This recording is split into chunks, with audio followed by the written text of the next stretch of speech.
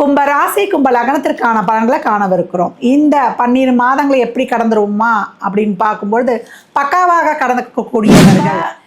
இந்த காலகட்டம் இதுக்கு இந்த சதயத்திற்கு இருக்க பவரை நம்ம பாசிட்டிவாக மாற்றிக்கொள்ளணும். மாணவர்கள் இந்த காலகட்டம் படிப்பை தாண்டி வேறு எதையும் சிந்திக்கக்கூடாது. ஏன்னா தேவையில்லாத லௌகிக விஷயங்களில் போயிட்டீங்கன்னா அவங்கள மீட்டு கொண்டு சனியுடைய ராசிகள்லாம் தொடர் போராட்டம் பண்ணுறாங்க. ஏன்னா சனினா பொதுமக்கள் கொடி பிடிக்கிறோம் போராட்டம் நடத்துகிறோம்னா அங்கே சனி ப்ராம்ப்டாக ஆக்டிவேட். ஆனால் திருமண முயற்சியாக இருந்தாலும் நீங்கள் ஒரு பொருளாதாரத்துக்காக இருந்தாலும் உங்களுடைய ஜாபு மாற்றத்துக்காக இருந்தாலும் ஒரு வண்டி வாகன வீடு வாய்ப்புன்னு எல்லா விஷயத்துக்கும் உங்கள் முயற்சியை போடுங்க. அதில் ஆய்ந்து அறிந்து நீங்கள் ஒவ்வொரு ஸ்டெப்பாக எடுத்து வைக்கும்பொழுது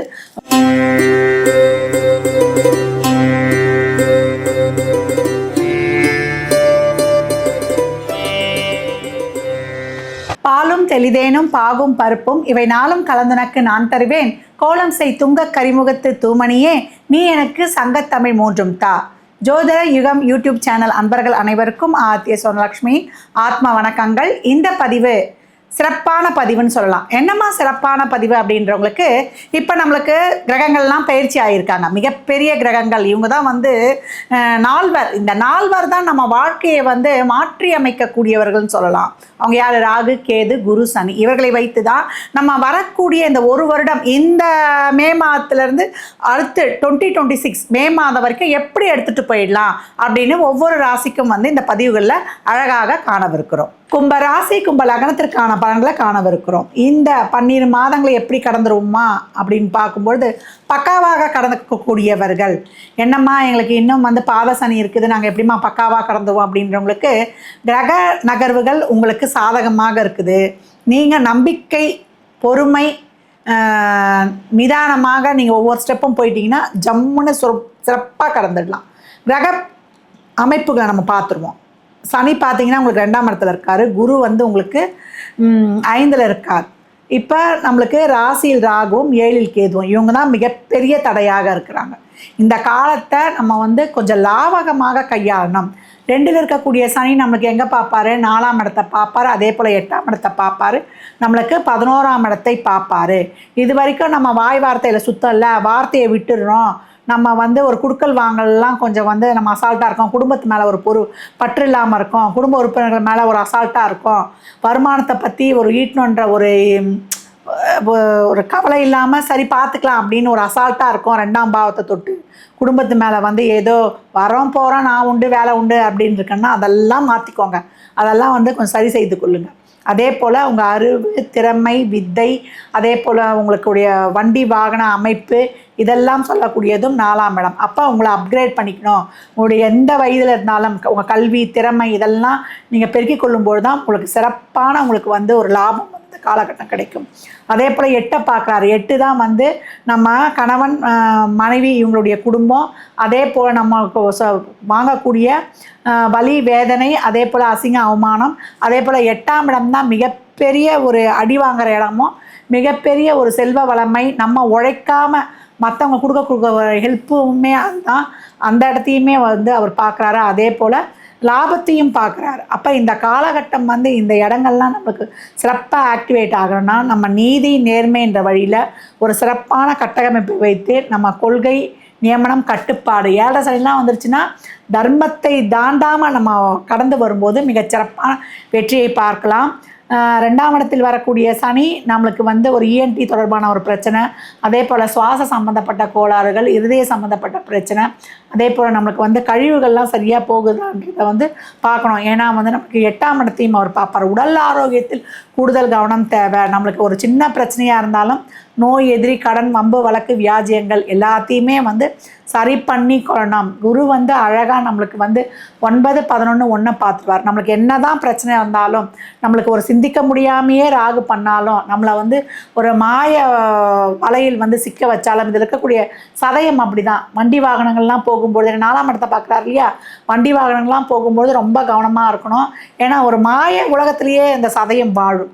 அப்போ இந்த காலகட்டம் இதுக்கு இந்த சதயத்திற்கு இருக்க பவரை நம்ம பாசிட்டிவாக மாற்றிக்கொள்ளணும்.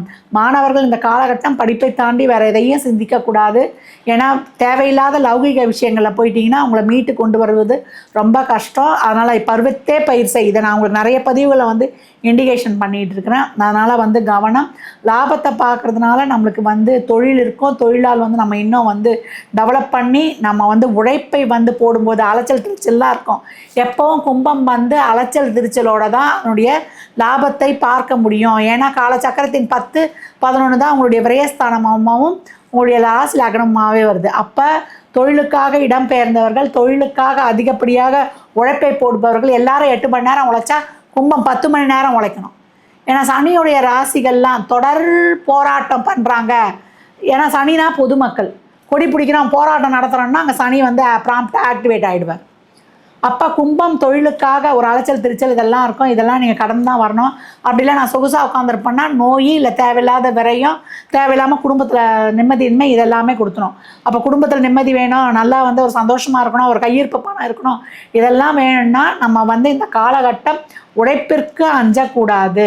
எந்த இடத்துக்கு வேணாலும் அந்த உழைப்புக்காக போகிறது, நம்மளுடைய கொள்கை நியமனம் கோட்பாடு இதையெல்லாம் வந்து ப்ராப்பராக வந்து ஹேண்டில் பண்ணுவது.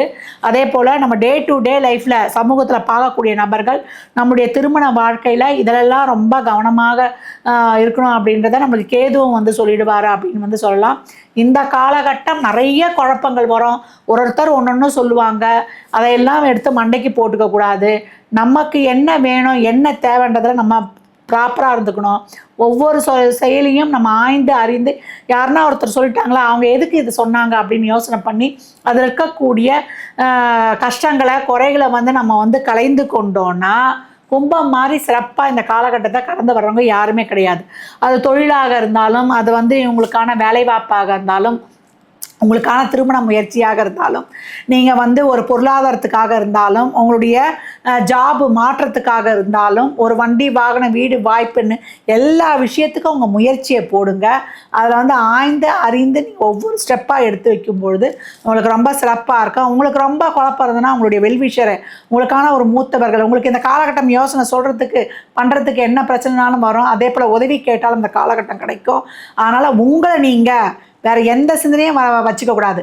இப்போ இந்த காலகட்டத்தில் 2 சனி வர்றதுனால உங்கள் பேச்சுக்கு மதிப்பு இல்லை, என் சொல்வாக்கு இல்லை, இதெல்லாம் நினச்சிலாம் ஃபீல் பண்ணக்கூடாது. உங்கள் உழைப்பு உங்களை டெவலப் பண்ணிக்கிறது இதில் தான் இருக்கணும். ஏன்னா இந்த காலகட்டம் உங்களை நீங்கள் வந்து சரியாக வழி நடத்துக்கிறீங்களா, உங்களை நீங்கள் வந்து சரியாக வந்து ஹேண்டில் பண்ணுறீங்களா, உங்கள்கிட்ட இருக்க நிறை குறைகளை வந்து நீங்கள் மாற்றிக்கொள்கிறீங்களா, இப்படிலாம் இருக்கும்பொழுது உங்களுக்கான ஒரு சிறந்த வருமானமும் உங்களுக்கான ஒரு நல்ல பாக்கியமும் உங்களுக்கான ஒரு நல்ல லாபமும் இந்த காலகட்டம் கிடச்சிரும்.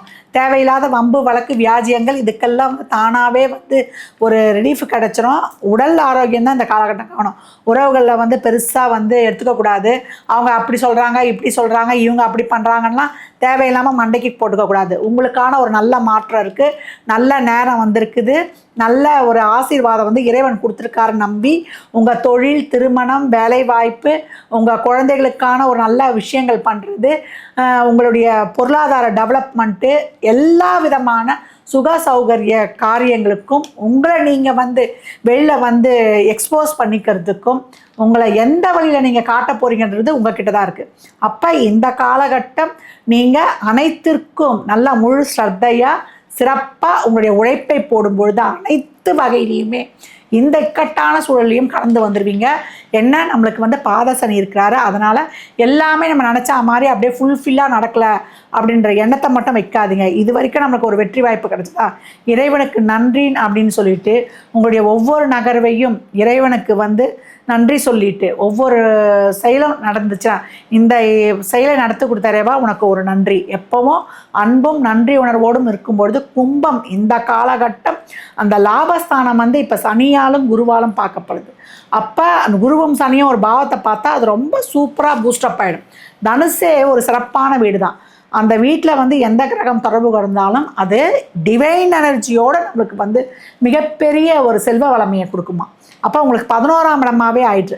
அப்போ நீங்கள் என்னெல்லாம் வெற்றி அடைவீங்கன்னு பாருங்கள். எல்லாத்துலேயுமே எல்லா விஷயங்கள்லையுமே அது வந்து நீங்கள் உயிர்காரகமாக இருந்தாலும் சரி, உறவுகளாக இருந்தாலும் சரி, இல்லை ஒரு எக்கனாமிக்காக பொருளாதாரத்தில் இருந்தாலும் சரி, இல்லை வெளி வாழ்க்கையில் வந்து நான் ஷைன் ஆனாலும் சரி, ஒரு அரசியலாக இருந்தாலும் சரி, இல்லை உலக நாடு வெளி உலகத்துலேயே வெளிநாட்டிலையும் சரி, எந்த இடத்துல வந்து நீங்கள் வெற்றி கொடி நாட்டினாலும் இந்த காலகட்டம் கண்டிப்பாக நடைபெறும். உங்களுடைய நேர்மறை சிந்தனைகளும் நேர்மறை எண்ணங்களும் நேர்மறை செயல்பாடுகளும் உங்களை வெற்றியை குறிக்கும். சொல்லுவாங்க இல்லையா, think positive be positive, all is well. கும்பத்துக்காக தான் இப்போ வந்து அனைத்தும் அருமை, அபாரம், அட்டகாசம், ரொம்ப சிறப்பாக இருக்குது. நீங்கள் வந்து இறை வழிபாட்டோடு இப்போ என்ன பண்ணணும், நீங்கள் படிக்கக்கூடியது கோளறு பதிகத்தை மட்டும் படிச்சுடுங்க. படிச்சுட்டு வீட்டை விட்டு வெளியே கிளம்பி போகும்பொழுது அதே போல் நம்மளுக்கு வந்து முருகனுடைய வழிபாடு வச்சுக்கோங்க. நேரம் கிடைக்கும்போது திருச்செந்தூர் சென்று அங்கே உங்களால் முடிஞ்ச அன்னதானம் பண்ணிட்டு வரும்பொழுது உங்கள் வாழ்க்கையில் மிகப்பெரிய ஏற்றத்தையும் மாற்றத்தையும் காணலாம். ஏன்னா வள்ளலை காண போகும்போது நம்ம இறங்கி டவுனாக தான் போனோம். அவரை பார்த்துட்டு மேலே வரும்போது நம்ம மேலே ஏற்றமாக வருவோம். அதாங்க கோயிலுடைய அமைப்பே அப்படி தான். அந்த கடலில் நாழிக்கடலெல்லாம் நீங்கள் நீராடி விட்டு வரும்பொழுது மிகச்சிறப்பான செல்வ வளமையையும் குடும்ப அமைதியையும் குடும்ப சந்தோஷத்தையும் குடும்ப ஒற்றுமையையும் நீங்கள் வந்து கண்கூடாக கண்டு வாழ்க்கையில் மிக சிறப்பான மனநிறைவை காணக்கூடிய ஒரு அற்புதமான தருணம் கும்பத்துக்கு இனியெல்லாம் இன்பமயமே. கும்பராசி லக்னக்கார அன்பர்களுக்கு என் மனமார்ந்த வாழ்த்துக்களை தெரிவித்துக் கொள்கிறேன்.